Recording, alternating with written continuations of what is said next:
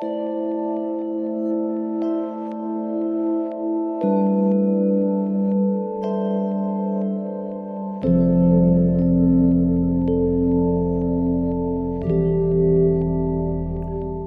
I'm visiting the churchyard of St Giolita Church. This is a 16th century church in Capel in the mountains of Eryri in Wales. There's an interesting backstory to a number of the people buried in the churchyard, and sadly a number of people who are buried here died in climbing accidents nearby.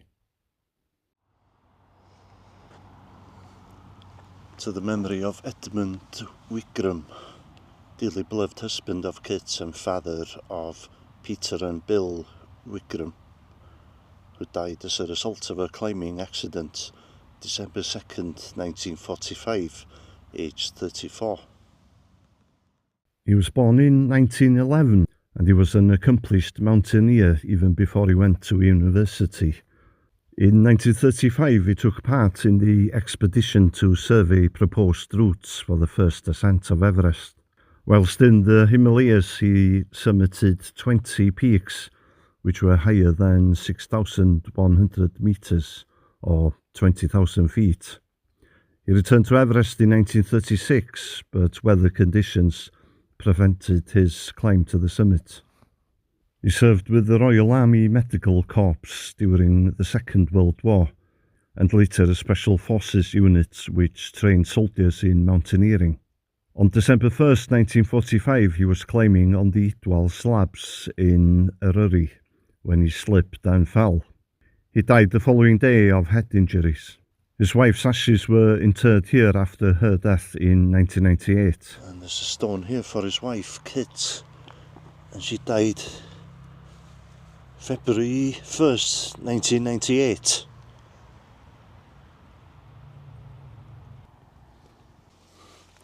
In memory of Alice Douglas Pennant, 23rd of June 1862 to 16th of March 1939, daughter of George Gordon, 2nd Baron of Penryn.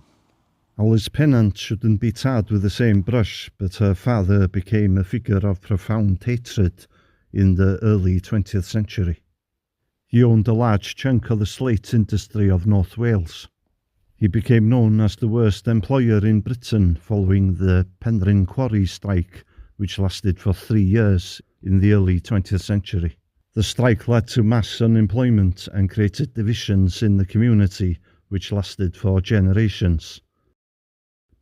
Approximately 2,000 quarrymen had moved away from the area by 1902, with most seeking work in the South Wales coalfields. Alice Pennant's grandfather was even worse than her father. He was a slave owner and anti-abolitionist member of Parliament. He was the owner of 6 sugar plantations and hundreds of enslaved Africans in Jamaica.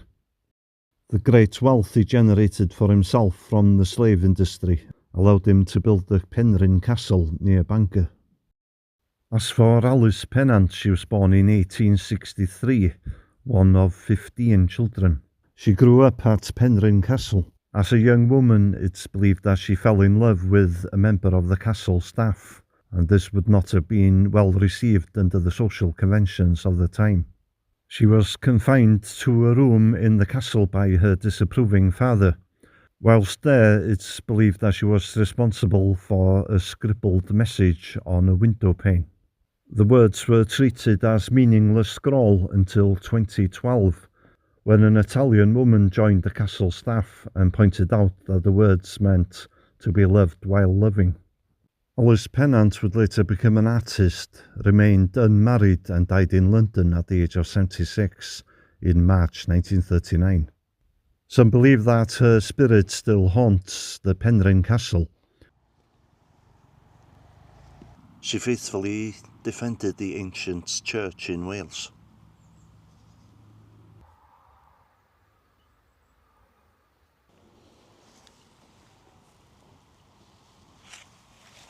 Alfred Oliver, artist, died 29th of January 1944, aged 76 years. And Tom Oliver, RAF, son of the above, killed in France in August 1917. Alfred Oliver was an accomplished landscape painter whose studio in Capel Curig faced the highest peak in Wales, Yr Wyddfa. He hailed from the city of Nottingham in England. In 1911, he exhibited 7 paintings at the Royal Academy in London, including the paintings Silent Woods and Snowdon from Capel Curig Lake.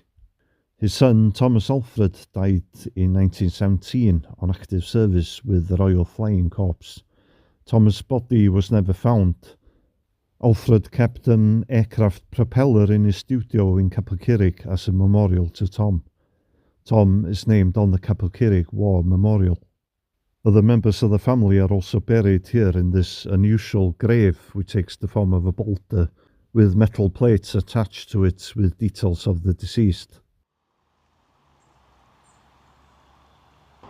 Okay, we've got a husband and wife here, to the memory of Catherine, wife of Jonathan Jackson, waiter of Capel Curig Inn. She died on the first day of August 1813, aged 36 years.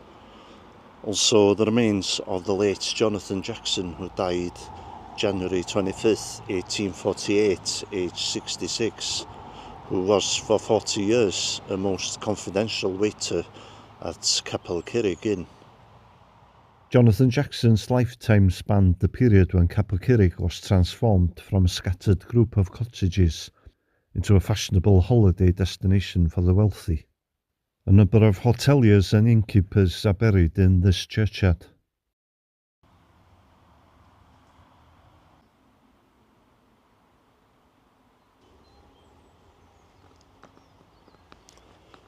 In loving memory of Philip Vernon Hughes, drowned whilst fishing in Colid Lake, June 24th, 1899, aged 28. Philip Vernon Hughes died whilst fishing at Llyn Colid, a lake about 4 kilometres north of Capel Curig. He had been staying at Cobden's Hotel in the village and went fishing with his brother. He slipped whilst trying to manoeuvre around a rock which projected into the water. His brother tried to save him but became exhausted. He ran to Capel Curig and the boat was carried up to the lake by volunteers. His body was recovered later that evening. At the time of his death, he was a member of the Royal College of Surgeons.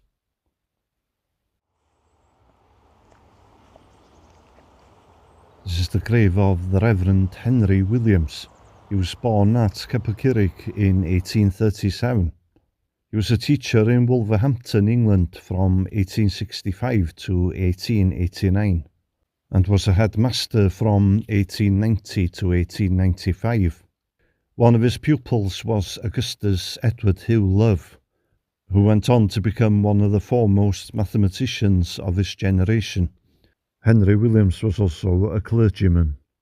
Henry died in Cambridge on 31st of October 1902. His wife Ellen died in Wolverhampton on 6th of December 1893. And his wife Ellen is also buried here. The beloved wife of Reverend Henry Williams, born at Caernarfon, September 3rd, 1842, died at Wolverhampton, December 6th, 1893.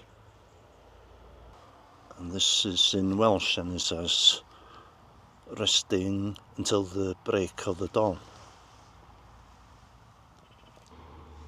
There's a very unusual headstone here.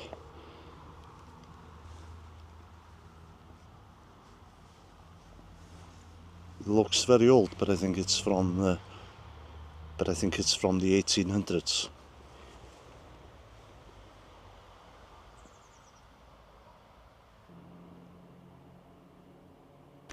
In loving memory of Edward Spencer Salt of Burton-on-Trent, on July 15th, 1869, lost his life climbing Llywedd on Easter Monday, March 28, 1910.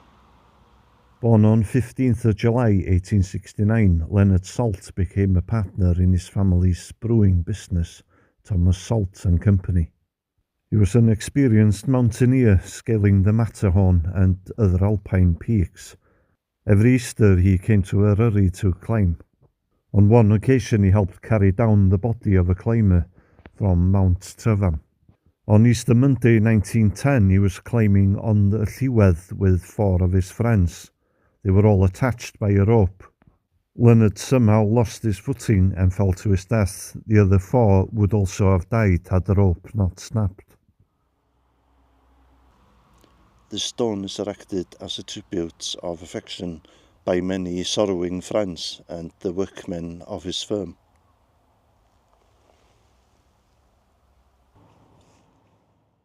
On the left is the grave of Edward Godfrey Latham, and on the right the grave of his friend Alfred Samuel James Bradford.